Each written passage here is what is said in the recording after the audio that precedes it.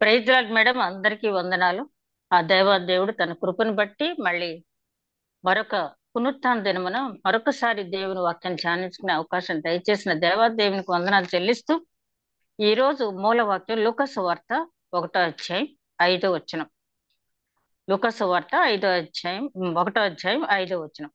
యూదయ దేశపు రాజైన హెరోదు దినముల్లో అబియా తరగతిలో నున్న జకర్య అను ఒక యాజకుడు ఉండెను. అతని భార్య అహరోను కుమార్తెల్లో ఒకటి. ఆమె పేరు ఎలిజబెత్. ప్రేమమేడని మా తండ్రి, ఇంతవరకు క్షేమంగా కాపాడిన పరమేశ్వర స్తుతినైనా వందనాలు తండ్రి. మేమేమై ఉన్నామో కేవలం అది నీ ఉచితమైన కృపలైనా తండ్రి. మరొక్కసారి తండ్రి, జీవం గల నీ నామను స్తుతించుకుంటూ నీ వాక్యాన్ని ధ్యానించుకునే భాగ్యం మాకు దయచేసినందుకు వందనాలు. సృష్టికర్త, సర్వోన్నతుడ, మహిమాన్వితుడ, సకల చరాచరములకు కారణభూతుడ, దయగల మా ప్రభ. ఇదిగో తండ్రి, ఇక్కడ కూడి ఉన్నామంటే తండ్రి, అది నీ కృప, నీ సంకల్పం తండ్రి. దయగల మా ప్రభ, నీ వాక్యములు ధ్యానించబోతూ ఉంటుండగా నాయన ఎక్కడ ఏ రకమైన ఆటంకం కలగకుండా, ప్రకృతి వల్ల కానీ, నాయన టెక్నికల్ ప్రాబ్లమ్స్ కానీ, అనారోగ్య సమస్యలు కానీ ఏది లేకుండా కార్యాంతమని నేను బహుగా స్థించిన భాగ్యం దయచేయమని, ఈ వాక్యం ధ్యానిస్తున్న నాకు, వింటున్న ప్రతి ఒక్కరికి వినగల చెవి, గ్రహించగల మనసు, ఆచరించగలిగే హృదయం, నీ యొక్క పరిశుద్ధాత్మ నడిపింపు దయచేయమని మా ప్రభువును నీ ప్రియ కుమారుడైన యేసుక్రీస్తు ద్వారా వేడుకొంచున్నాం తండ్రి. ఆమేన్. మరొకసారి వందనాలండి అందరికీ కూడా. మరి నవంబర్ 17వ తేదీకి వచ్చాం మనం. ఇంచుమించుగా అంటే ఇంకొక వారం తర్వాత అడ్వెంట్లోకి వెళ్ళిపోతాం. త్రిత్వ కాలంలో ఇది 25th వీక్. ఇంకొక వారం 26 వారాల తర్వాత మనం డిసెంబర్ 1st అడ్వెంట్లోకి వెళ్తాం. కాబట్టి మరి అడ్వెంట్లోకి వెళ్లే ముందు నుంచి మనం ఈ క్రిస్మస్ కాలాన్ని జ్ఞాపకం చేసుకునేటప్పుడు ఆ దైవ కుమారుడు ఈ లోకంలోకి రావటానికి ఎవరెవరిని ఎన్నుకున్నాడు ఆయన సాధనాలుగా, వారిని ఎన్నుకోవటానికి కారణాలేంటి, ఆ ప్రణాళికలో వారు పాలిభాగస్తులు అవటానికి కారణాలేంటి అని చెప్పి మనం ఒక్కసారి ఆలోచించినట్టయితే, మొదటి రాకడ జ్ఞాపకం చేసుకుంటూ, బాలుడైన యేసుక్రీస్తుని జ్ఞాపకం చేసుకుంటూ మనం క్రిస్మస్ వేడుకలను జరుపుకుంటూ ఉన్నాం. ఎందుకంటే ఈ తత్వకాలం అంతా కూడా దేవుడు మనకిచ్చిన వాక్యం పఠించి, వాక్యం ధ్యానించి, ఇంకా చెప్పాలంటే ఆయన వైపు మనం చూస్తూ, ఆయన మనకు వాక్యాహారం ఏది అనుగ్రహిస్తాడో దాన్ని భుజించటానికి ఈ త్రిత్వకాలం అంతా కూడా దేవుడు ఏర్పాటు చేశాడు. 26 వారాలు, ఒక్కొక్కసారి 27 ఉండొచ్చు, ఒక్కొక్కసారి 28 కూడా ఉండొచ్చు ఈ త్రిత్వం. ఈ టైంలో ఈ త్రిత్వంలో మెయిన్ ఏంటంటే మనం దేవుని వైపు చూడటం. అంటే ఆయన ఇచ్చేటటువంటి జీవ వాక్కులైన జీవాహారాన్ని తీసుకోవటానికి. ఇక తర్వాత అడ్వెంట్ తర్వాత వచ్చే రోజుల్లో ఆ క్రీస్తు ఆగమనాన్ని గురించి 4 వారాలు జ్ఞాపకం చేసుకుంటాం. మనకు దగ్గరగా, మన కొరకు, మనకు సమీపంగా అని 4 వారాలు మనం జ్ఞాపకం చేసుకుంటాం. అడ్వెంట్ లో 4 వీక్స్. ఆ తర్వాత క్రిస్మస్ లో మెయిన్ ఏంటంటే మనం ఆయన వైపు చూచింది ముగించిన తర్వాత ఆయన మన వైపు చూస్తాడు. ఆయన మన వైపు చూస్తాడంటే, ఇంతకాలం జీవాహారం నేను మీకు అందించాను కదా, దాన్ని ఎంతవరకు మీరు సద్వినియోగం చేసుకున్నారని పరీక్షించే సమయం. ఆయన బాలుడుగా వచ్చాడు, తీర్పు తీర్చడానికి రాలేదు మొదటి రాకడలో. రెండో రాకడలో మనందరికీ తెలిసిందే, ఆయన న్యాయపీఠం ఎదుట మన క్రియలు మంచివైనను సరే, చెడ్డవైనను సరే, మనం అందరం అక్కడ నిలబడవలసిన వారమని పౌలు గారు కొరింథీయులు రాసిన 2వ పత్రిక 5వ అధ్యాయం 10వ వచనంలో చెప్పిన ప్రకారం, ఆ నిలబడే ముందు మనకు మనం వాక్యానుసారంగా ఎంత వరకు ఉన్నామో చెక్ చేసుకున్నట్టయితే, ఆయన అంటాడు కదా కీర్తన గ్రంథంలో 50వ అధ్యాయంలో, దిద్దుబాటు నీకు అసహ్యం కదా, నేను చెప్పిన మాటలు నువ్వు వెనకకు త్రోసివేసదవు అని చెప్తాడు ఆయన. ఆ మాటలు వెనక్కు త్రోసివేయగలమేమో కానీ ఆ తీర్పు మనకి ఫేవరబుల్ గా రావటం, చేసుకోవడం అనేది మన చేతిలో అనేది లేదు. కాబట్టి ఆ మాటలు దొరికేటప్పుడే యెహోవా దొరుకు కాలమని ఆయన్ని వెదకండి అన్నాడు. ఆయన సమీపంగా ఉన్న సమయంలో ఆయనకి మొరపెట్టండి అన్నాడు ప్రవక్త యెషయా 55వ అధ్యాయంలో. అయితే ఈవేళ నేను ఎంచుకున్నటువంటి క్యారెక్టర్ జకర్యా, అందరికీ సుపరిచితమైనటువంటి క్యారెక్టర్. మరి సండే స్కూల్ పిల్లల దగ్గర నుంచి స్కిట్స్ వేసేటప్పుడు ఆ జకర్యా, ఎలిజబెత్ వీళ్ళ అంటే ఎందుకో కానీ మన క్రిస్మస్ ఈవెంట్స్ లో అంటే ఎలిజబెత్ మరియమ్మ గారి కాన్వర్సేషన్ అనేది కొంచెం ఇంపార్టెన్స్ చూపిస్తారు తప్పించి, జకర్యా గురించి ఎందుకో మనం అంతగా గుర్తు చేసుకోం. కానీ చెప్పాలంటే జకర్యా గురించి మనం జ్ఞాపకం చేసుకున్నట్టయితే నేను ఆయన గురించి చదివినప్పుడు ఆయనలో ఉన్నటువంటి ఆ పరిశుద్ధత, హోలీనెస్, ఆ తర్వాత ఒబీడియన్స్, విధేయత, తర్వాత కమిట్మెంట్, డెడికేషన్, ఈ 4 కూడా మనం చూసినట్టయితే అవును కదా, అందుకే కదా దేవుడు ఎంతో మంది ప్రధాన యాజకులు ఉంటుండగా మరి ఈయన్నే ఎందుకు ఏర్పాటు చేసుకున్నాడని మనది చివరికి వచ్చేటప్పటికి అవును, దేవుడు ఎప్పుడు కూడా ఆయన ఒకరిని పిలిచిన తర్వాత పశ్చాత్తాపడే దేవుడు కాదు.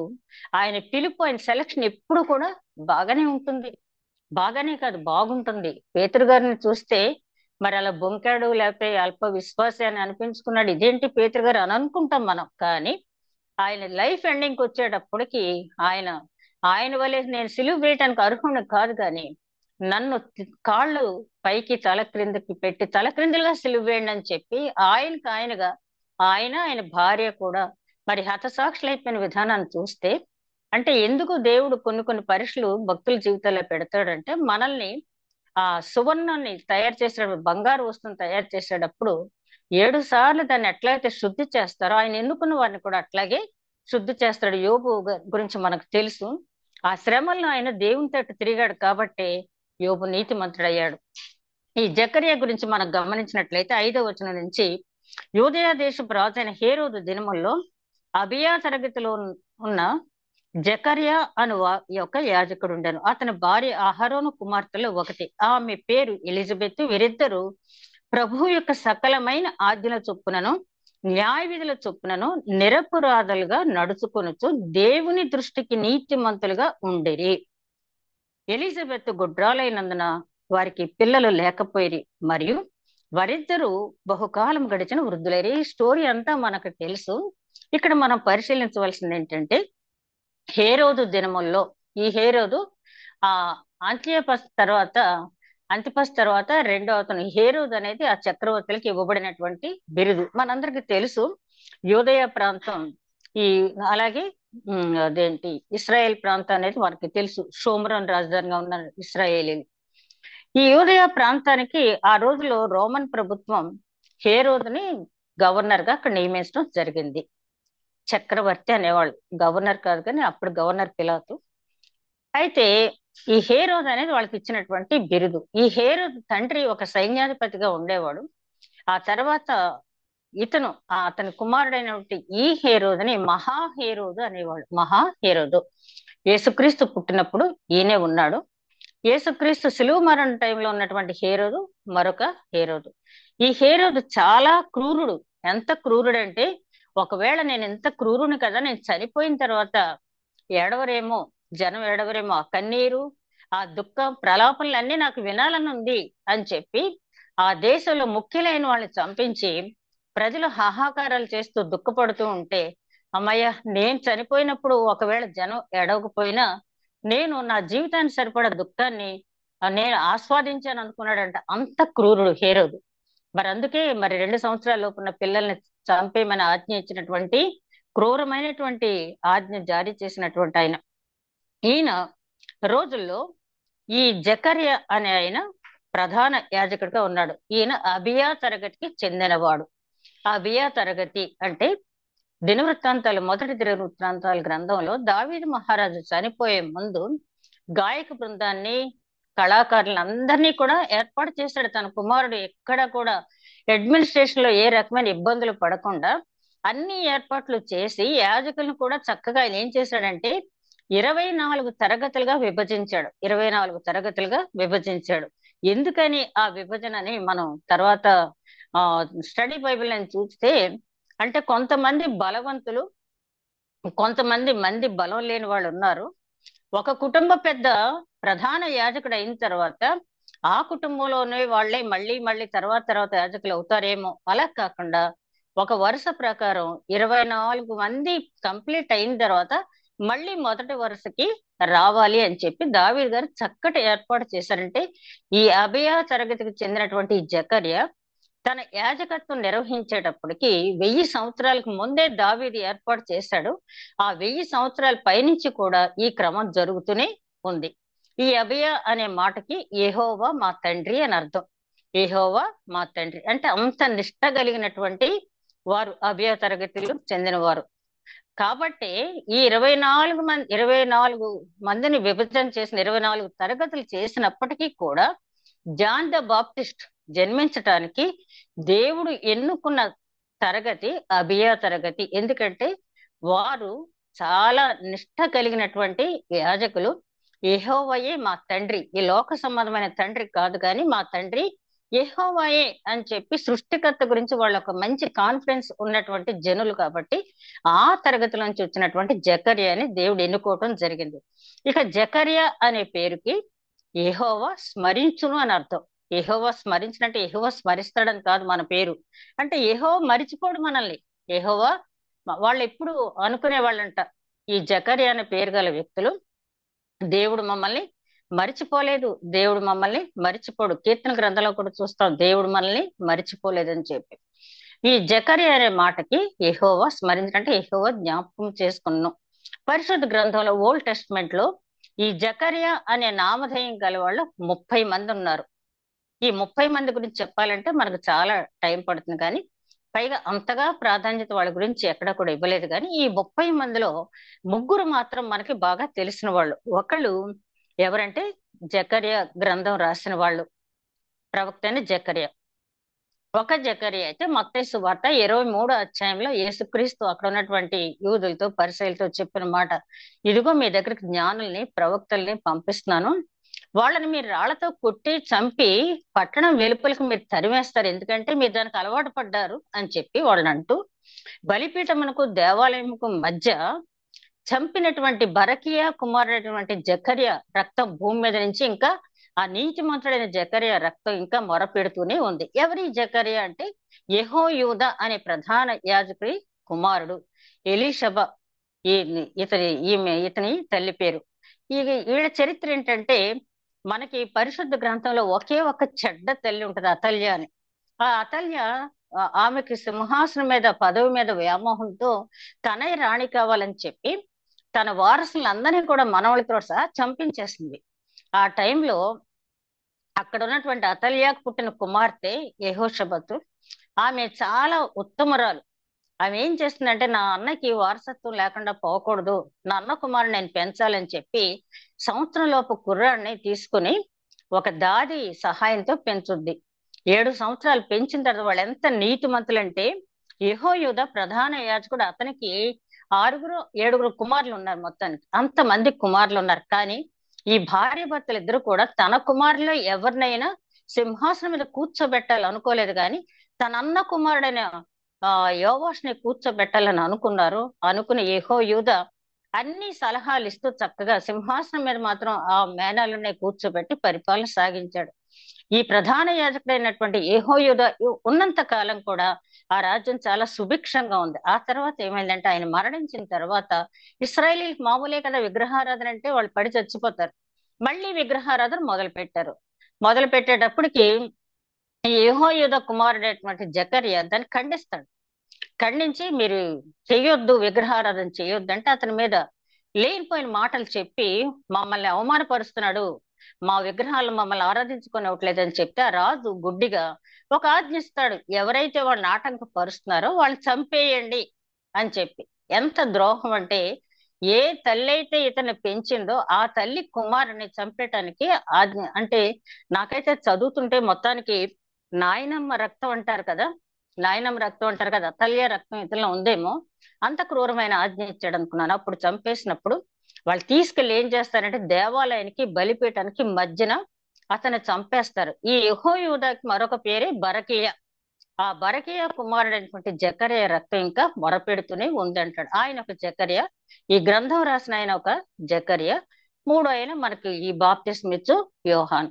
అయితే మరి క్రొత్త నిబంధన గ్రంథంలో ఎందుకో గాని జకర్యా అనే పేరు ఎక్కువగా మనకి కనపడదు. జక్కయ్య ఉన్నాడు. జక్కయ్య అంటే అది వేరు. మళ్ళీ నెహెమ్యా ఎజ్రా గ్రంథాలు చూసినట్టయితే బబులో నుంచి వచ్చినప్పుడు ఆ వంశావళిలు రాసినప్పుడు ఆ జక్కయ్య అనే వంశం కూడా ఉంది. దాన్ని బట్టి వాళ్ళ జక్కయ్య అనే పేర్లు అనేది పెట్టుకున్నారు. అయితే ఈ ముగ్గురు మాత్రం మనకి 30 మందిలో ఈ ముగ్గురు చాలా ప్రాధాన్యత కలిగినటువంటి వ్యక్తులు. జకర్యా అనే ఒక యాజకుడు ఉండను. అతని భార్య అహరోను కుమార్తెల్లో ఒకతే, ఆమె పేరు ఎలిజబెత్. చూడండి, ఎన్నుకున్నప్పుడు ఎప్పుడు కూడా భార్య భర్తలు ఇద్దరు కూడా పరిశుద్ధులై విధేయులై దేవుని ఆజ్ఞానుసారంగా నడుచుకున్న వారిని మాత్రమే జంటల్నే దేవుడు ఎన్నుకున్నట్టుగా మనం చూస్తాం. కొన్ని సందర్భాల్లో వాళ్ళ ముందు ఎన్నుకున్నప్పుడు పరిశుద్ధులుగా ఉన్నారు, కానీ తప్పిపోయిన జంటలు కొన్ని ఉన్నారనుకోండి. కానీ వీళ్ళు చివరి వరకు అట్లాగే ఉన్నారు. అయితే వీళ్ళిద్దరికున్న లోటు ఏంటంటే, వీరిద్దరూ ప్రభువు యొక్క సకలమైన ఆజ్ఞల చొప్పును న్యాయ విధుల చొప్పును నిరపరాధులుగా నడుచుకొనుచు దేవుని దృష్టికి నీతిమంతులై ఉండేది, మనుషుల దృష్టికి కాదు. ఒకవేళ వాళ్ళు చాలా నిష్ఠాగరిష్టమైన జీవితం మనుషులు ఎదుట జీవిస్తే అది వేరు, కానీ వాళ్ళ గురించి ప్రభు దూత సాక్ష్యం ఇస్తున్నది ఏంటంటే, ప్రభు దూత అంటే ఈ సువార్త ఎవరు రాశారు? పరిశుద్ధాత్మని ప్రేరేపణతో లూకా గారు రాశారు. కాబట్టి ఆ పరిశుద్ధాత్మ చెప్పిన మాట ఏంటంటే, వీరిద్దరూ సకలమైన ఆజ్ఞల చొప్పున న్యాయ విధుల చొప్పున దేవుని ఎదుట నీతిమంతులై ఉన్నారు. అయితే వీళ్ళు చాలా వృద్ధులైపోయారు, వీళ్ళకి పిల్లలు లేరు. ఎందుకని లేకపోయిందంటే, ఆ జకర్యా తన తరగతి క్రమం చొప్పున ఎలిజబెత్ గొడ్రాలైనందున వారికి పిల్లలు లేకపోయేరి. ఈ గొడ్రాలనే పదం మనం ముఖ్యంగా ఎక్కడ చూస్తామంటే హన్నా విషయంలో చూస్తాం. గొడ్రాలు అనే మాట, ఈ గొడ్రాలు అనే మాట దానికి అర్థం ఏంటని చూస్తే ఇంగ్లీష్ బైబిల్లో బ్యారన్ అని ఉంది, BARREN. అయితే ఈ జకర్యా గురించి, జాన్ ద బ్యాప్టిస్ట్ గురించి, అలాగే ఎలిజబెత్ గురించి ఖురాన్ లో కూడా ప్రస్తావన ఉంది. ఖురాన్ లో అయితే వాళ్ళు వాడిన పదం బంజరు. బంజరు అంటే ఏ రకమైనటువంటి మొక్క మొలవనటువంటి భూమి. మా ఇంగ్లీష్ బైబిల్లో బ్యారన్ అనే పదానికి తర్వాత డిక్షనరీలో అర్థం చూస్తే అక్కడ ఉన్నది ఏంటంటే బంజర్ అని ఉంది. మరొక అర్థం ఏంటంటే గొడ్రాలు అని చెప్పండి. ఈ గొడ్రాలు అనే పదాన్ని మనం జాగ్రత్తగా గమనించినట్టయితే, సాధారణంగా మన భారతదేశంలో బిడ్డలు పుట్టకపోతే వెంటనే ఆ తప్పు లేడీది అని చెప్పి అంటారు. ఇప్పుడైతే కొంచెం తగ్గింది అనుకోండి, కాస్త నాలెడ్జ్ పెరిగిన తర్వాత. అసలు 99.9% ఎప్పుడు కూడా బిడ్డలు పుట్టకపోవటం అనే లోపం అనేది పురుషుల్లోనే ఉంటది, కానీ స్త్రీల్లో చాలా తక్కువ. ఎక్కడైనా ఉన్నా కూడా వాళ్ళల్లో ఏదో హార్మోన్స్ లోపమో, దానికి మందులు వాడితే వాళ్ళకి మళ్ళీ బిడ్డలు పుట్టడం అనేది జరుగుద్ది. అస్సలు పిల్లలు పుట్టిన వాళ్ళని, ఇక అవకాశం లేదు అన్న వాళ్ళని గొడ్రాలు అంటారు. ఈ సంగతి నాకు కూడా తెలియదు. ఒకసారి వన్ ఆఫ్ మై కొలీగ్ నేను డాక్టర్ దగ్గరికి తీసుకెళ్తే ఆ డాక్టర్ గారు పరీక్ష చేసి, నువ్వు ఏ మందులు వాడినా ఎన్ని చేసినా ప్రయోజనం లేదు, ఎవరినైనా తెచ్చుకుని పెంచుకోవటం తప్పించి నీకు పిల్లలు పుట్టే అవకాశం లేదు. ఆవిడ లేడీ డాక్టర్, మాకు తెలిసిన ఆవిడ వివరించి చెప్పింది. అప్పుడే తెలిసింది నాకు, ఈ గొడ్రాలు అనే పదం చాలా రేర్ కేసెస్ లో 1000 కూడా చెప్పలేమంట, అంత తక్కువగా ఉంటారంట. వాళ్ళకి ఎన్ని ప్రయత్నాలు చేసినా, అంటే దేవుడే ఆ గర్భాన్ని తెరవాలి. ఇంకా గొడ్రాల గర్భాన్ని దేవుడే తెరవాలి. దేవుడు ఆ గర్భాన్ని ఎందుకు మూసి ఉంచాడు అంటే, కాలం సంపూర్ణమైనప్పుడు ఎప్పుడు ఆ గర్భాన్ని తెరవాలంటే, మా వల్ల ఏమీ కాదు, దేవుని వల్లే మేము ఈ సంతానం పొందాము అని చెప్పి వారు విశ్వసించేటట్లుగా ఆ కాలం వరకు వాళ్ళని ఉంచటం, నిరీక్షింప చేయటం అనేది ఉంటుంది. అయితే ఆ నిరీక్షణ అంతకాలం అనేది ఉన్నప్పటికీ కూడా వీళ్ళు బహు వృద్ధులు, అంటే ఒక రకంగా చెప్పాలంటే శతాధిక వృద్ధులు అని చెప్పొచ్చు. అట్లాంటి వృద్ధాప్యలో కూడా వాళ్ళకి పిల్లలు లేకపోయినా కూడా వాళ్ళు ఎంతో చక్కగా దేవుణ్ణి ఆరాధిస్తూ న్యాయ విధుల చొప్పున, అదే విధంగా సకలమైనటువంటి ఆజ్ఞలను అనుసరిస్తూ వాళ్ళు జీవిస్తూ ఉన్నారు. ఆ తర్వాత విషయాన్ని మనం చూసినట్టయితే, అతనికి జకర్యా తన తరగతి క్రమం చొప్పున దేవుని ఎదుట యాజక ధర్మం జరిగించుచుండగా, చూడండి ఒక్కొక్క మాట మనం జాగ్రత్తగా చూసినట్టయితే, దేవుని ఎదుట యాజక ధర్మం జరిపిస్తున్నాడు. దేవుని ఎదుట యాజక ధర్మం జరిపించుంటే, ఏదోలే ప్రధాన యాజకుడిగా ఉన్నాను, ఇంత వృద్ధాప్యం వచ్చేసింది, నాకు పిల్ల పేచు ఎవరు లేరు. ఆ రోజుల్లో చూసినట్టయితే ప్రధాన యాజకుడు పదవి జీవితంలో 1 సంవత్సరం రావటం అనేది చాలా అరుదైనటువంటి విషయం. మహా అయితే 1 సంవత్సరం. ఆ సంవత్సరం తర్వాత వాళ్ళు మళ్ళీ దేవాలయంలో మిగిలిన పనులు చేస్తారు, కానీ ప్రధాన దాన్ని ఏమంటారు, మెయిన్ ప్రీస్టులుగా వాళ్ళు ఉండరు, ప్రధాన యాజకులుగా వాళ్ళు ఉండరు. అయితే ఆ టైంకి నిజంగా అలాంటి ఇంతకాలం నుంచి నేను దేవుణ్ణి సేవిస్తున్నాను కదా, ప్రధాన యాజకుడిగా కాకపోయినా వాళ్ళ గురించి ఇచ్చినటువంటి స్టేట్మెంట్ ని బట్టి, వాళ్ళ గురించి ఇచ్చిన సాక్ష్యాన్ని బట్టి వాళ్ళు సకల విధమైన ఆజ్ఞలను న్యాయ విధులను అనుసరిస్తూ నీతిమంతులై ఉన్నారు దేవుని ఎదుట. అంత నీతిమంతమైన జీవితం దేవుని ఎదుట ఉండాలి అంటే వాళ్ళిద్దరూ కూడా దేనికి చెందిన వాళ్ళు? లేవి గోత్రానికి చెందిన వాళ్ళు. అబియా తరగతికి చెందినటువంటి జకర్య, అదే విధంగా ఈవిడ కూడా అహరోను కుమార్తెలు ఒకటి అని రాయబడింది. కాబట్టి లేవి అంటే దేవునిని హత్తుకొనువాడు అని అర్థం. దేవునిని హత్తుకొనువాడు. లేవీల సంగతి మనం ఎక్కడ చూసినా వాళ్ళు ఏదైనా సందర్భంలో ఒకవేళ పొరపాటున పక్కకు వెళ్ళినా మళ్ళీ ఒకసారి మోషే గారు నా పక్షాన్ని, దేవుడి పక్షాన్ని ఎవరుంటారో రండి అనగానే మిగిలిన గోత్రాలన్నీ తటపడించే టైంలో లేవీలే వచ్చారు మోషే దగ్గరికి. కాబట్టి వాళ్ళు ఏదన్నా పొరపాటున తప్పుకున్నా కూడా దేవుని హత్తుకుని ఉండేటటువంటి వంశం అది. కాబట్టి వీళ్ళు అంత ఇదిగా, అంత వృద్ధాప్యం వచ్చేటప్పటికి, గర్భం దాల్చకపోయినప్పటికీ కూడా ఏం చేస్తున్నాడంటే దేవుని ఎదుట అతను ప్రధాన యాజకుడిగా తన విధి నిర్వహణ చేస్తూ ఉన్నాడంటే నేను చేస్తున్న పని దేవుడు చూస్తున్నాడు అని ఒక గొప్ప నిరీక్షణతో ఆయన పని చేస్తూ ఉన్నాడు. ఆ జకర్య తన తరగతి క్రమం చొప్పున దేవుని ఎదుట యాజక ధర్మం జరిగించుతూ ఉండగా యాజక మర్యాద చొప్పున ప్రభు ఆలయంలోనికి వెళ్ళి ధూపము వేటకు అతని వంతు వచ్చాను. అంటే మామూలుగా అతను ధూపం వేయడానికి అతని వంతు వచ్చిందంటే ఇదే ప్రధాన యాజకత్వం. ధూపం ఒక ప్రధాన యాజకుడు మాత్రమే వేయాలి. అంటే అంతకు ముందంతా దేవాలయంలో పనిచేస్తూ ఉండొచ్చు. ప్రధాన యాజకత్వం ఎప్పుడైతే వచ్చిందో అప్పుడు మాత్రమే ధూపం వేయటానికి ఉంటుంది.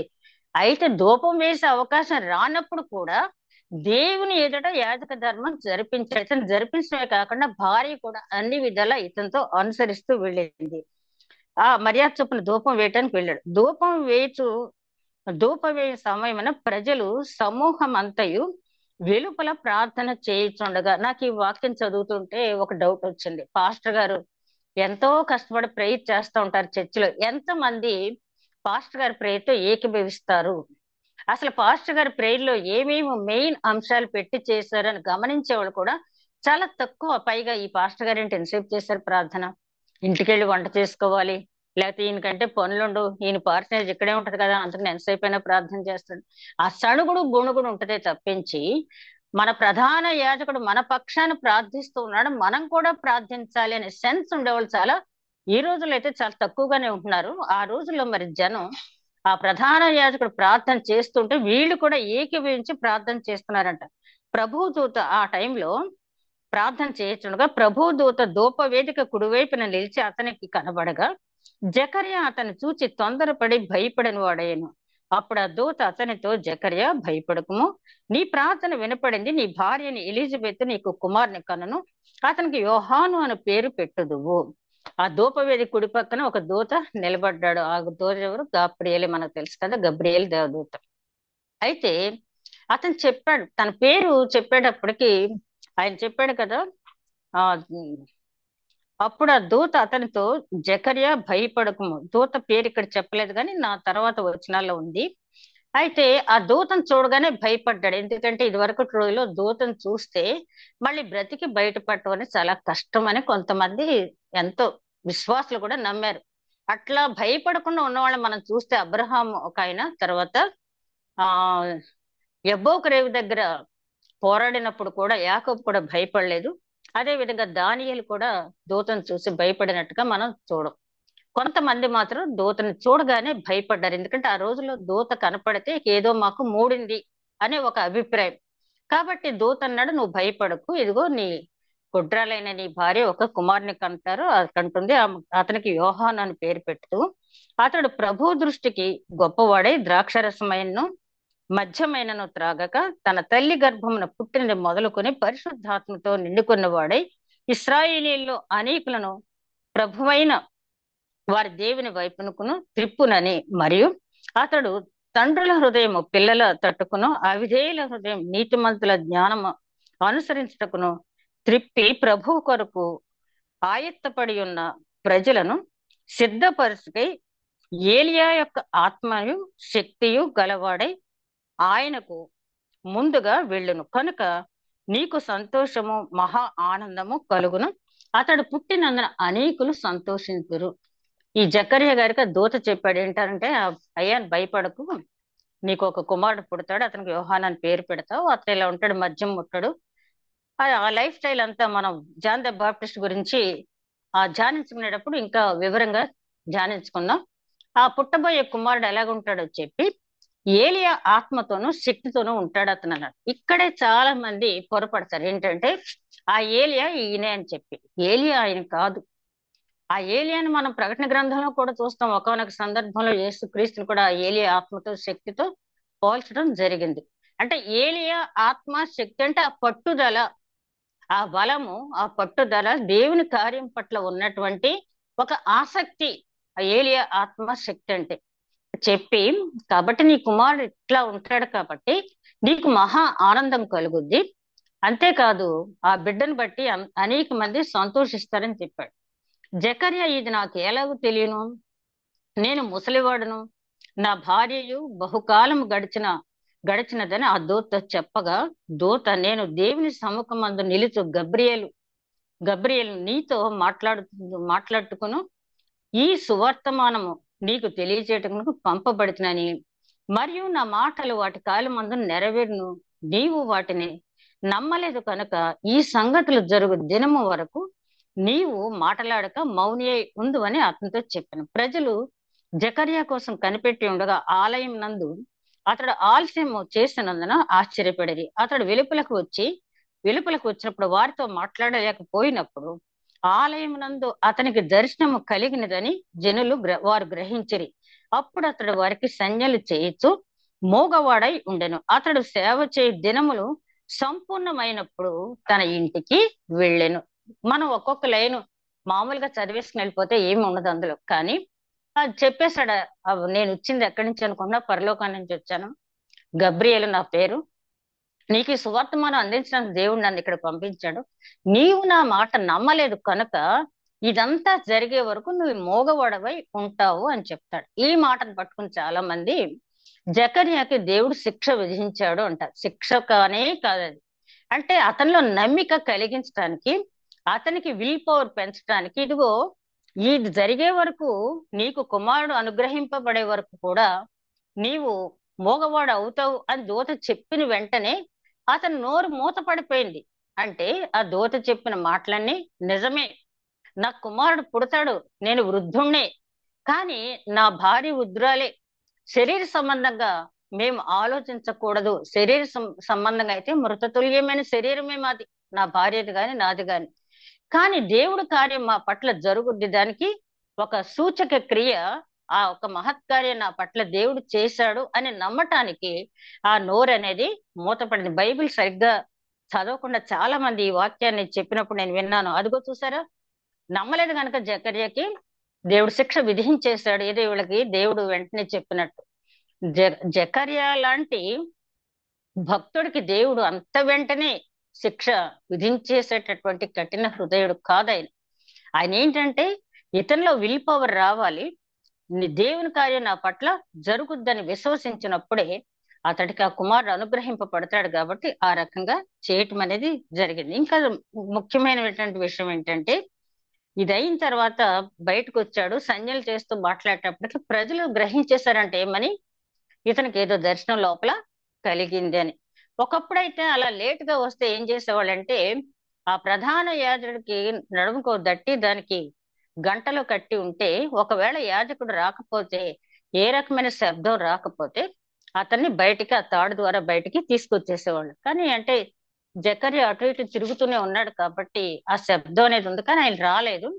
ఆ శబ్దం ఉంది, ఆయన రాలేదు కాబట్టి జనులు ఏమనుకున్నారంటే, ఓహో ఈయనకి దర్శనం అనుగ్రహింపబడింది. అంటే ప్రజలకు కూడా మంచి నాలెడ్జ్ ఉందన్నమాట. అంటే ఈయన రాలేదు, లోపలేమీ ఈయన పడిపోలేదు, మామూలుగా గంటలు మోగుతూనే ఉన్నాయి. లేట్ అయింది అంటే, ఇతను నోరు పడిపోయింది అంటే మొత్తానికి ఇతను దర్శనం కలిగింది అనమాట అని ప్రజలు గ్రహించారు. ఆ తర్వాత జకర్యా గారి గురించి చెప్పిన మాట ఏంటంటే, ఆ చివరి మాట మనం ఇందా చదివిన దాంట్లో, అతడు సేవ చేయు దినములు సంపూర్ణమైనప్పుడు తన ఇంటికి వెళ్ళెను. ఒక దూత, అబ్బాయి నీ సేవ అంతా అయిపోయిన తర్వాత, నీ దినములు పూర్తయిన తర్వాత ఇంటికి వెళ్ళమని ఏం చెప్పల. కానీ ఆయన దేవుని ఎదుట నీతిమంతుడు కాబట్టి తన దినములు పూర్తిగా అయిన తర్వాత ఇంటికి వెళ్ళాడు. వెళ్ళిన తర్వాత అతనికి కుమారుడు పుట్టడం, ఆ కుమారుడు పుట్టిన తర్వాత అంటే ఎలిజబెత్ చూసింది తన భర్త మాట్లాడలేకపోతున్నాడని. ఆవిడ కూడా అనుకుంటుంది, దర్శనం అయితే ఆవిడకు రాలేదు, కానీ ఆవిడ కూడా అనుకుంటుంది, ఓహో నా భర్తకి మొత్తానికి దర్శనం కలిగింది అని చెప్పి అనుకుంటాడు. పలక మీద రాసి సంజ్ఞలు మాత్రమే చేసి చెప్తూ ఉంటాడు. అయితే ఎలిజబెత్ భర్త చెప్పిన ప్రకారం ఏమాత్రము ఆ ఏమాత్రము అనుమాన పడకుండా ఆయన చెప్పిన ప్రకారమే నడుచుకుంది. నడుచుకున్న తర్వాత వాళ్ళకి బిడ్డ పుట్టడం జరిగింది. బిడ్డ పుట్టిన తర్వాత అడిగారు అక్కడ ఉన్న చుట్టుపక్కల ఉన్న వాళ్ళ బంధువులు వచ్చి, నాయనా నీ కుమారుడికి ఏం పేరు పెట్టమంటావు అని. పెట్టమంటే అప్పుడు ఆయన ఏం చేశాడంటే ఒక పలక తెమ్మని పలక మీద ఆ కుర్రాడి పేరు రాశాడు, యోహాన్. వాళ్ళు ఏమనుకుంటారంటే తండ్రి పేరు జకరియా కదా, జకరియా కలిపి ఇంకేదైనా పేరు వచ్చేలాగా పెట్టాలి అనుకున్నాడు. అయితే అప్పుడు ఎలిజబెత్ చెప్పు దబ్బేబి అది కాదు, నా కుమారుడికి యోహాను అనే పేరు పెట్టాలి, ఎందుకంటే నా భర్తకు దర్శనం, ఆ దర్శనంలో దేవదూత నా కుమారుడికి పెట్టవలసిన పేరు ఇది అని చెప్పడం జరిగింది. అయితే ఇప్పటికీ మన భారతదేశంలో కూడా ఉంది ఆ సాంప్రదాయం ఏంటంటే కుమారుడికి కానీ కుమార్తెకి కానీ పిల్ల పుట్టాలి, పిల్లలకి పేరు పెట్టాలి అంటే ఆ నామకరణ దినోత్సవం రోజున భార్య భర్తలు మన భారతదేశంలో పీటల మీద కూర్చున్నప్పుడు ఒక పళ్ళె నిండా బియ్యం పోసి ఆ బియ్యం మీద ఆ బిడ్డ తండ్రిని ఏం పేరు పెట్టాలనుకుంటున్నావు అని చెప్పి వ్రాయమంటారు. ఆ పేరుని తండ్రినే ముందు పలకమంటారు. మరి ఇప్పటికీ అది కంటిన్యూ అవుతుందా లేదని నాకు తెలియదు, కానీ ఒకప్పుడు చిన్నప్పుడు మా గ్రామాల్లో నామకరణ మహోత్సవాలు అనేవి ఇలా జరిగాయి. అలాగే వాళ్ళు కూడా ఏమడిగారంటే జకర్యాని నీ బిడ్డకి ఏం పేరు పెట్టాలి అంటే పలక తీసుకొచ్చి యోహాను అనే పేరు వ్రాసాడు. వ్రాసిన వెంటనే అతను నోరు సడలింది. అతను నోరు సడలిన తర్వాత ఆయన చేసిన పనిని మనం గమనించినట్లయితే ఆ నోరు సడలిన తర్వాత ఆయన స్తుతిస్తూ మాట్లాడాడని ఉంది. ఆయన స్తుతించుతూ మాట్లాడాను అని చెప్పి ఉంది. అంటే మనమైతే ఏం చేస్తాం, మనకి మాటలు రాగానే లోక సంబంధమైన మాటలు, అయ్యో దేవుడు ఎంతకాలం నాకు మాట్లాడకుండా చేస్తాడు, నా భార్యతో చాలా మాట్లాడాలి, చుట్టుపక్కల ఉన్న వాళ్ళతోటి చాలా మాట్లాడాలి అని చెప్పి అనుకుంటారు. కానీ ఆయన అలా చేయలేదు. ఆ నాలుక సడలి 64వ వచనం, నాలుక సడలి అతను దేవుని స్తుతించుచు మాట్లాడసాగాను. అంటే ఎందుకు ఈ మాట నేను స్ట్రెస్ చేసి చెప్తున్నానంటే మామూలుగా లోక సంబంధంగా ఉన్నటువంటి వ్యక్తులైతే ఇంతకాలం నుంచి నాలుక సడలేదు, మాట్లాడలేదు కదా, ఏవేవో మాట్లాడతారు. ఇదిగో నేను మర్చిపోయాను, ఆ మాటలు రానప్పుడు నీకు అది చెప్దాం అనుకుని నీకు చెప్దాం అనుకుని భార్యతోటో చుట్టుపక్కలతో ఏదో మాట్లాడతారు. కానీ ఆయన అది చేయలే. ఎప్పుడైతే నాలుక సడలిందో దేవుని స్తుతిస్తూ మాట్లాడుతూ ఉన్నాడు. అంటే దేవుని స్తుతి చేస్తూ మాట్లాడుతాడు. ఆ స్తుతి అనేది ముఖ్యంగా మన స్థితిని మారుస్తుంది అంటాడు. ఆ స్థుతి అనేది మనకి ఉన్నప్పుడు దేవుడు మన స్థితిని మార్చడానికి ఎప్పుడు కూడా సిద్ధంగా ఉంటాడు. పరలోకంలో మనం చేయవలసింది కూడా అదే స్థుతి. కాబట్టి ఆ స్థుతి గురించి ఇక్కడ చాలా ప్రస్ఫుటంగా ఆ మాట ఇక్కడ రాయక్కల, నాలుక సడలింది మాట్లాడాడు రాయొచ్చు, కానీ స్తుతిస్తూ మాట్లాడాడు. ఇదే విషయాన్ని మనకి అపోస్తుల కార్యాల గ్రంథంలో కూడా ఆ కుంటివాడు బాగుపడిన తర్వాత గంతులు వేస్తూ దేవాలయంలోనికి వెళ్ళాను అని ఉంది. దేవాలయం అంటే పేతురు గారు, యోహాను గారు అతనిలో తీసుకొచ్చినటువంటి మార్పు. సరే అయిన తర్వాత ఇది ఇందాక మేడం చెప్పారు కదా, పాట ఉంది ఇశ్రాయేల్ గురించి, ఇదే జకరియా గారు పాడిన పాట. మరియు అతని తండ్రి 67వ వచనంలో అతని తండ్రి జకరియా పరిశుద్ధాత్మ పూర్ణుడై ఇట్లు ప్రవచించెను. వెస్టర్న్ కంట్రీస్ లో బిడ్డ పుట్టే ముందు ఆ బిడ్డ గురించి ఎన్నో కలలు కంటూ, పుట్టేది ఆడబిడ్డ అయితే ఇలాగా, మగబిడ్డ అయితే ఇలాగా అని చెప్పి కొన్ని వ్రాసుకునే వాళ్ళంట. ఇక బిడ్డ పుట్టిన తర్వాత బాబో పాపో డిసైడ్ అయింది. వాళ్ళని ఉయ్యాల కార్యక్రమం, అక్కడంటే ఉయ్యాల కార్యక్రమాలు అవి ఉండవు, కానీ 2 years కో లేకపోతే 1.5 years ఏదో వాళ్ళు చేసుకునే వాళ్ళంట ఫంక్షన్. ఆ ఫంక్షన్ లో తండ్రి తనకు పుట్టిన బిడ్డ గురించి ఒక చక్కని గేయం రాసి పాడేవాడట. ఆ పాడిన పాటను చాలా జాగ్రత్తగా పదిలిపరిచేవారంట. ఇప్పుడు కూడా వెస్టర్న్ కంట్రీస్ లో కొన్ని కుటుంబాల్లో ఈ ఆచారం ఇంకా కూడా ఉంది. ఒక బిడ్డ పుట్టగానే తండ్రి ఒక పాట, అతను ఒకవేళ కవి కాకపోతే ఇతరుల దగ్గర మంచి అతను మనసులో ఉన్న భావాలు మాటలు చెప్పి ఒక మంచి పాట రాయించి దాని మ్యూజిక్ కంపోజ్ చేయించుకుని ఆ పాట పాడటం, అదే విధంగా ఆ రచించినటువంటి పాటను ఆయన జాగ్రత్త చేయటం అనేది జరిగేదంటే ఇక్కడ కూడా జకరియా బిడ్డ పుట్టిన తర్వాత ఏం చేస్తున్నాడు? పరిశుద్ధాత్మ పూర్ణుడు ఎప్పుడవుతాడు? దేవుని సన్నిధిలో గడిపినప్పుడు. అమ్మయ్య, శతాధిక వృద్ధుడైన తర్వాత నాకు ఒక కుమారుని ఇచ్చాడు, నేను నా భార్య ఆ బిడ్డను వేసుకుని చుట్టుపక్కల యోదయ అరణ్య ప్రాంతాలన్నీ కూడా నేను హాయిగా తిరిగేయచ్చు అని చెప్పి అనుకోలేదు. దేవా నీకే వందనాలు, స్తుతి, నువ్విచ్చిన బిడ్డ నిమిత్తం నీకే వందనాలు అని చెప్పి స్తుతిస్తూ ఉన్నాడు. కాబట్టి పరిశుద్ధాత్మ పూర్ణుడయ్యాడు. ఊరికే ఖాళీగా కూర్చుని ఏదో బాతాకాన్ని మాట్లాడుతూ ఇతరులతో లోక సంబంధమైన మాట్లాడే వాళ్ళకి ఎప్పుడు కూడా ఆ పరిశుద్ధాత్మ పూర్ణత అనే అనుభవాన్ని వాళ్ళు చాలా మంది చాలా విచిత్రంగా ఉంటది. ఏంటంటే అప్పటి వరకు ఏదేదో మాట్లాడతారు మామూలుగా లోక సంబంధమైన విషయాలంటే నేను కామెంట్ చేయట్లేదు. ఆ లోపల వెంటనే ప్రార్థనని మొదలుపెట్టి ఏదేదో లాంగ్వేజ్ లో మాట్లాడుతుంటారు. నాకు తెలిసినంత వరకు, అంటే నా అనుభవపూర్వకంగా చెప్తున్నాను. అసలు ప్రార్థనలో మనం మోకరించిన తర్వాత, ఆ స్తుతి దేవునితో చెప్పిన తర్వాత, దేవునికి మనకి ఒక కనెక్షన్ కుదిరిన తర్వాత గానీ అసలు దేవునితోనే మాట్లాడలేం మనం. అలాంటిది పరిశుద్ధాత్మ పూర్ణత కావాలి అంటే ఆయన ఎంత భక్తి ప్రపత్తులతో దేవుణ్ణి ఆరాధిస్తూ ఉన్నాడో దీన్ని బట్టి మనం చెప్పొచ్చు.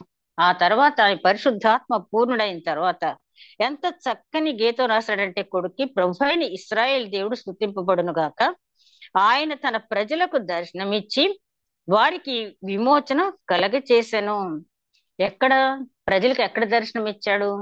అక్కడ ఈయన ఆరాధన చేసేటప్పుడు ప్రధాన యాజకుడుగా ప్రజలు అనుకుంటారు కదా, దర్శనం కలిగింది ఇతనికి అని చెప్పి ఆ నాలుక సడలిన తర్వాత చెప్పుండొచ్చు, ఇలా ఇలా జరిగింది, నా కుమారుడు పుట్టబోయే కుమారుడు గురించి దేవదూత ఇలా చెప్పాడు, దేవుడు చెప్పిన మాటలు, నా కుమారుడు లైఫ్ స్టైల్ ఇలా ఉంటుందంట, అతను తండ్రుల హృదయం పిల్లలు తట్టుకుని అవిధేయుల హృదయాన్ని జ్ఞానం బోధించే నీతిమంతుల వైపు తిప్పుతాడట, యేసుక్రీస్తుకి మార్గం సరళం చేయటానికి నా బిడ్డ వస్తూ ఉన్నాడంట అని చెప్పి ఉండవచ్చు. అయితే అక్కడ ఉన్న వారందరికీ కూడా క్రీస్తుని గురించి, యేసుక్రీస్తుని గురించి ఎదురు చూస్తున్నటువంటి నిరీక్షణ కలిగిన వారే కాబట్టి యేసుక్రీస్తు మార్గం సరళం చేయటానికి ఇతను వస్తున్నాడని వాళ్ళు గ్రహించారు. కాబట్టి ఇశ్రాయేలీలకి విమోచన కలుగ చేశాడు అంటే ఇక సిద్ధం అయిపోయింది. ఎప్పుడైతే ఈ యోహాను పుట్టాడో, యోహాన్ తర్వాత 6 నెలలకే యేసుక్రీస్తు పుట్టిన సంగతి మనకు తెలుసు కదా.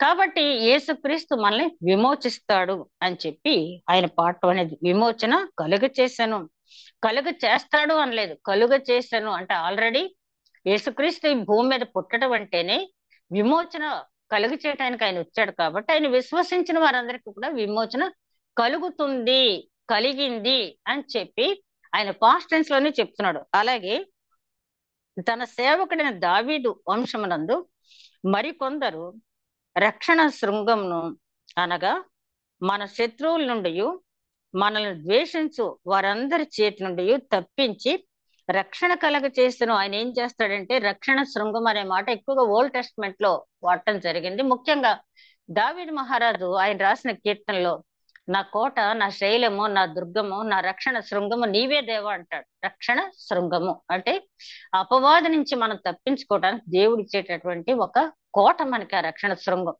ఆయన ఏమంటున్నాడంటే, మన విరోధుల చేతి నుంచి మనల్ని విడిపించి మనకు ఒక రక్షణ శృంగం ఇస్తున్నాడు. ఎవరు మన విరోధులు?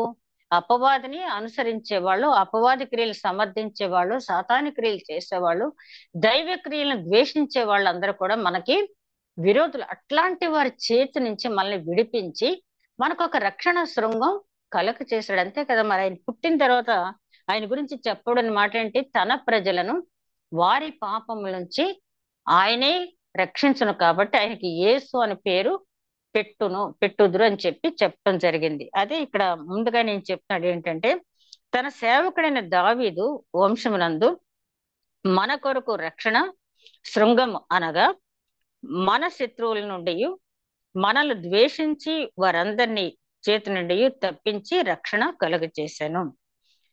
దావీదు వంశాన్ని ఎందుకు ఎత్తుకున్నాడు ఇక్కడ అంటే, దావీదు చేసిన ప్రార్థనలు ఏమంటాడు? దేవాలయం నువ్వు కట్టొద్దు, నీ గర్భాన్ని పుట్టిన కుమారుడు కడతాడన్న తర్వాత నాతాను ప్రవక్త ద్వారా తెలుసుకున్న తర్వాత దావీదు ఏమంటాడంటే, ఇంతగా హెచ్చించి నాతో మాట్లాడటానికి నేను ఏ పాటు వాడిని ప్రభా, నేను ఒకే ఒక కోరిక అడుగుతున్నాను, నిత్యము నీ సన్నిధిలో నా సంతానం ఉండేటట్టు నాకు ఒక వరం ఇవ్వు అని చెప్పి అడుగుతాడు. అడిగిన వెంటనే అసలు ఏం అడగాలో అనేది కూడా ఎంత చక్కగా అడిగాడంటే దేవుణ్ణి, మందిరం కడతాం కాదు, లేకపోతే ఆ ఘనత నాకు, ఘనకీర్తులు కాదు, కానీ నాకు కావాల్సింది ఏంటంటే నిత్యము నీ సన్నిధిలో నా సంతానం ఉండేటట్టు నాకు వరం ఇవ్వు అంటే సింహాసనం మీద దావీదు వంశస్థులే ఉండాలి. వరం ఇచ్చాడు కాబట్టి యూదులు ఎన్నిసార్లు తప్పిపోయినా ఆ యూదుల్లోంచి, ఆ యోధా గోత్రపు సింహంలో, యోధా గోత్రం నుంచి యేసుక్రీస్తు అనేది రావటం అనేది జరిగింది. అందుకని ఇక్కడ దావీదు వంశాన్ని గురించి గుర్తు చేసుకున్నాడు. అలాగే దీనిని గూర్చి ఆయన ఆది నుంచి తన పరిశుద్ధ ప్రవక్తల నోట పలికించెను. ఇదేదో యాక్సిడెంటల్ గా జరిగింది కాదు, ఇలా జరుగుద్ది. కన్యక గర్భాన యేసుక్రీస్తు జన్మిస్తాడని, అలాగే ఏలియా ఆత్మతో వస్తాడు జాన్ ద బాప్టిస్ట్ అని మలాకి ప్రవక్త ద్వారా, ఇవన్నీ కూడా ముందుగానే ఆది నుంచి తన పరిశుద్ధ ప్రవక్తల ద్వారా దేవుడు మనకి వినిపించాడు. వినిపించి ఆయన అంటున్నాడు, పలికించెను. ఆయన మన పితరులను కరుణించుటకును తన పరిశుద్ధ నిబంధన అనగా మన తండ్రి అయిన అబ్రహాంతో తాను చేసిన ప్రమాణమును జ్ఞాపకము చేసుకునుటకును. చూడండి ఎంత నాలెడ్జ్ ఉందంటే జకర్యాకి. అబ్రహాంతో ఏం మాట్లాడాడు, మన పితరులతో ఏం మాట్లాడాడు, ఆయన ఏం నిబంధన చేశాడు, ఆ కవర్నెంట్ ఏంటి, మన పితరులతో చేసిన కవర్నెంట్ ఏంటి, ఆ నిబంధన నెరవేర్చడానికి ఈయన వచ్చాడు అంటే అసలు నిబంధన ఏంటో ఆయనకి తెలియాలి. కాబట్టి అంటున్నాడు మన పితరులను కరుణించడానికి. ద్వితీయోపదేశకాండం 10వ అధ్యాయంలో అంటాడు కదా, నీ పితరులను బట్టి నేను ఆనందించాను కాబట్టి నువ్వు ఈ విధంగా ఉన్నావు అని చెప్పి మనల్ని అంటం జరిగింది. ఇక్కడ ఏమంటున్నాడంటే జకర్య మన పితరులతో ఒక వాగ్దానం చేశాడు, ఇసుక రేణువులాగా నీ సంతానం వృద్ధి చేస్తాను, నీ సంతానంలో శేషం మిగులుస్తాను, ఒకవేళ వాళ్ళు ఎన్ని తప్పులు చేసినా వాళ్ళని పూర్తిగా నిర్మూలన చేయను అని చెప్పి ఒక నిబంధన చేశాడు ఆయన. నోవాహు జల ప్రళయం తర్వాత భూమి మీద ఒకేసారి నరులు నేను నిర్మానుషంగా చంపివేయటం అనేది జరగదు, శేషం మిగిల్చుకుంటాను. ప్రవక్త యెషయాతో అదే మాట చెప్పాడు, ఇర్మీయాతో అదే మాట చెప్పాడు. మలాకి వరకు చూస్తే శేషమే మిగులుతుంది, శేషమే మిగులుతుంది అని చెప్పి చెప్పడం అనేది జరిగింది. కాబట్టి ఇక్కడ ఆయన నిబంధనను జ్ఞాపకం చేస్తున్నాడు. మనల్ని విమోచించడానికి యేసుక్రీస్తు రానక్కర్లేదు. ఎందుకంటే ఆదాము దగ్గర నుంచి ఆ పాపం మనందరికీ కూడా సంప్రాప్తం అయ్యింది. పాపం అనే ఒక డిఎన్ఏ తోటి మనం ఉన్నాము.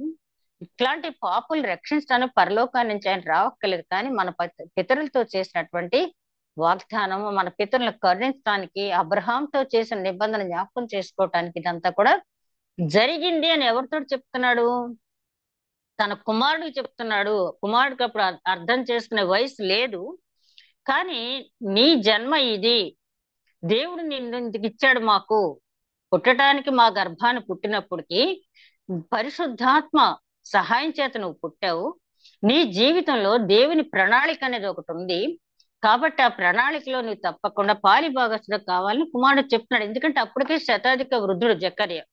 ఏమో పిల్లవాడు పెద్దవాడు అయ్యేటట్టు నేను ఉండొచ్చు, ఉండకపోవచ్చు, అయినప్పటికీ తనకి మనం ఏం చేస్తాం, ఒకవేళ పెద్దవాళ్ళు అయిపోతే పిల్లలకు ఆస్తులు సమకూర్చేసి అది అక్కడ పెట్టాను, ఇది ఇక్కడ పెట్టాను, ఆ గోల్డ్ అక్కడ పెట్టావు, ఈ సిల్వర్ ఇక్కడ పెట్టావు, జాగ్రత్త, అది ఇది అని చెప్తారు. కానీ ఈయన ఏం చేస్తున్నాడంటే తన కుమారుడికి దేవుని ప్రణాళిక చెప్పి ఆ దేవుని ప్రణాళిక ప్రకారం నీవు వెళ్ళాలని చెప్పి మనము శత్రువుల చేతి నుండి విడిపింపబడి మన జీవిత కాలం అంతయు నిర్భయమై ఆయన సన్నిధిని ఆ పరిశుద్ధముగాను నీతిమంతులుగాను ఆయనను సేవింపను అనుగ్రహించడకు ఈ రక్షణ కలుగచేశాను. ఈ రక్షణ ఎందుకు కలుగచేశాడో కూడా చెప్తున్నాడు ఆయన. మనం పరిశుద్ధులుగా నీతిమంతులుగా ఉంటూ ఆయన సేవించాలని యేసుక్రీస్తుని లోకంలోకి పంపించాడు. కాబట్టి మొదటి రాకడ అయిపోయింది. జకర్య గారి పాట మనం జ్ఞాపకం, ఈ గీతాన్ని మనం ధ్యానించేటప్పుడు దేవుడు మనకు రక్షకుని ఎందుకు పంపించాడు, అది ఆయన పంపించినటువంటి పర్పస్ అనేది ఫుల్ఫిల్ చేయగలుగుతున్నామా మనం. ప్రభువా రా తండ్రి, రా తండ్రి, మరణాత మరణాత అంటారు. మరి నిజంగా పెదవులతోనే చెప్తున్నామా, హృదయంతో చెప్తున్నామా? చాలా క్లియర్ గా చెప్తున్నాడు ఇక్కడ జకర్య. ఇదిగో మనం పరిశుద్ధులుగాను నీతిమంతులుగాను నిర్భయంగా ఆయన సేవించడానికి రక్షణ మనకి అనుగ్రహించాడు. ఇక్కడ మన అందరం కూడా క్వశ్చన్ చేసుకోవాల్సింది, మొదటి రాకడ అయిపోయింది, రెండో రాకడలో తప్పకుండా అడుగుతాడు, నువ్వు నీలో పరిశుద్ధత ఎంత ఉంది, నీతిమత్వం ఎంత ఉంది అనేది ఆయన చూస్తాడు. కాబట్టి ఇప్పుడే ఇదే అనుకూల సమయం, ఇదే రక్షణ దినం అని చెప్పి మనం వెంటనే మన జీవితాలు మనం చెక్ చేసుకోవాలి. సెకండ్ కమింగ్ కి ఊరికే ఎదురు చూడటం కాదు, కానీ ఆ అర్హత కలిగి ఉన్నామా లేదా అని మన వాక్యం ద్వారా చెక్ చేసుకోవాల్సి ఉంది. అనుగ్రహించుటకు ఈ రక్షణ కలుగ చేసిన మరియు ఓ శిశువా, నీవు సర్వోన్నతిని ప్రవక్తవనబడదువు చెప్తున్నాడు. నువ్వు మామూలు వ్యక్తి కాదయ్యా. ప్రవక్త అంటే దేవుని మాటలు జనానికి అందించేవాడు, జనాన్ని గురించి ప్రజల దగ్గర దేవుని దగ్గర విజ్ఞాపన చేసేవాడు. ఈ రెండు డ్యూటీస్ నీ దగ్గర నువ్వు చెయ్యాలి. కాబట్టి నువ్వు సర్వోన్నతనైన దేవుడైన ప్రవక్తవి. ఆ దేవునికి ప్రవక్తవి. నువ్వు ఆషామాషి వ్యక్తివి కాదు. ఆ దేవుడికే నువ్వు ప్రవక్తవి. కాబట్టి నీ జీవితాన్ని జాగ్రత్తగా మలుచుకో అని చెప్తున్నాడు.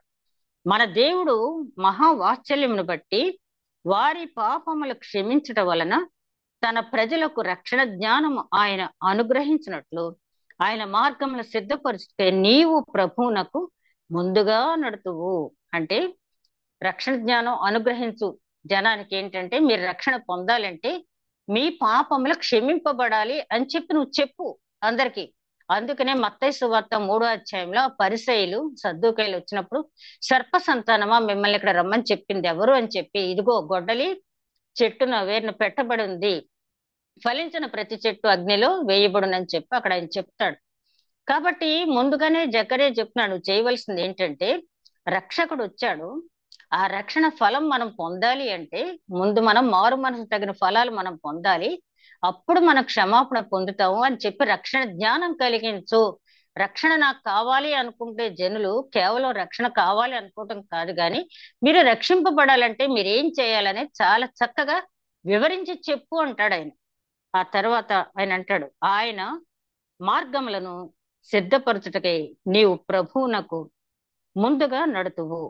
మన పాదములను సమాధాన మార్గంలోనికి నడిపించినట్లు చీకటిలోను మరణ ఛాయల్లోను కూర్చుండే వారికి వెలుగుచుటకై ఆ మహావాత్సల్యం బట్టి పైనుండి ఆయన మనకు అరుణోదయ దర్శనం అనుగ్రహించెను. చివరికి ఆయన అంటున్నాడు, ఆయన మహావాత్సల్యం కలవాడు కాబట్టి అరుణోదయ దర్శనము అనుగ్రహించిన. ఏంటి అరుణోదయ దర్శనం?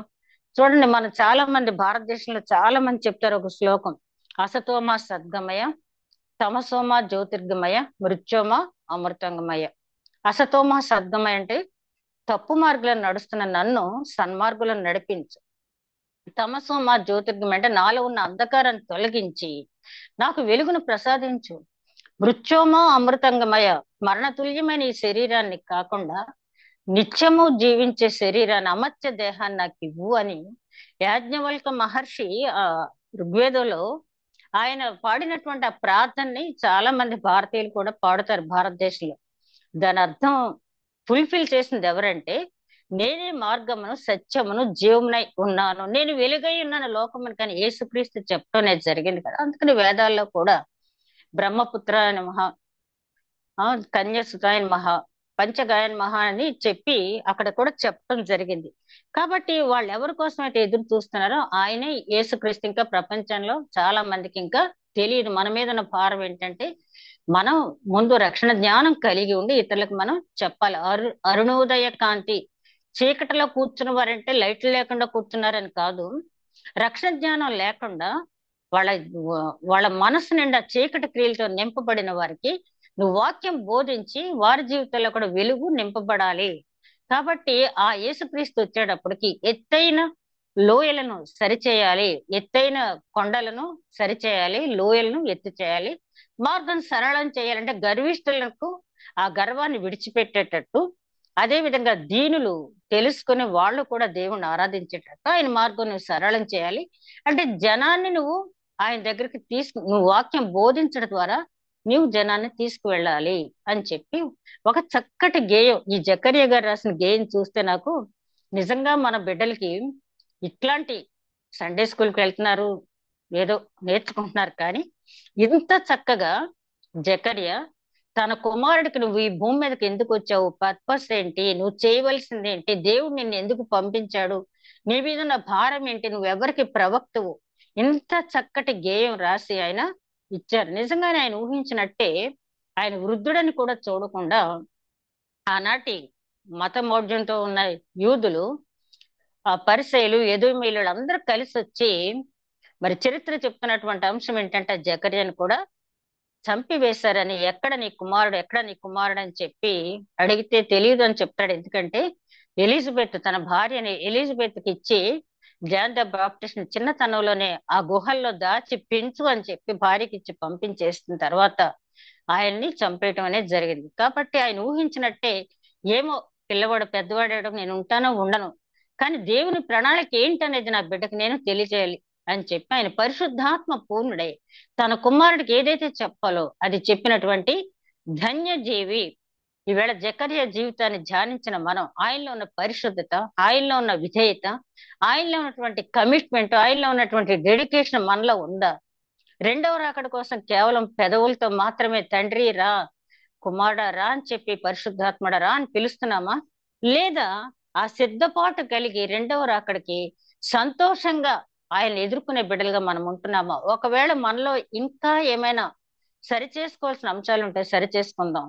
అట్టి నడిపింపు దేవుడు మనకి అనుగ్రహించును గాక. దయగల మా ప్రభువా, ఇంతవరకు నాయన జకర్యా జీవితాన్ని మా ముందు ఉంచావు తండ్రి. వందనాలు. విని వదిలిపెట్టే వారంగా కాకుండా, దిద్దుబాటు నీకు అసహ్యం కదా, నా మాటలు నీవు త్రోసివేసదు అన్నట్టు కాకుండా, మాకేం మాటలు కావాలో వాటిని హృదయం నిండా నింపుకొని ధ్యానించి, జకర్యా ఎట్లాగైతే పరిశుద్ధాత్మ పూర్ణుడై తన కుమారుని జీవితాన్ని, భవిష్యత్తుని తన కుమారుడికి తెలియచేశాడో, అట్లాగే కుటుంబ యజమానులుగా నాయన మేము పరిశుద్ధాత్మ పూర్ణులై నాయన రెండవ రాకడికి మేము మా కుటుంబాలు కూడా సిద్ధపాటు కలిగిన వారు ఉండటానికి ఆయన భక్తి విశ్వాసంతో నీతిమంతులుగా మేము జీవించే కృప మాకు అనుగ్రహించమని మా ప్రభువును నీ ప్రియ కుమారుడని యేసుక్రీస్తు ద్వారా వేడుకుంటున్నాం తండ్రి. ఆమేన్.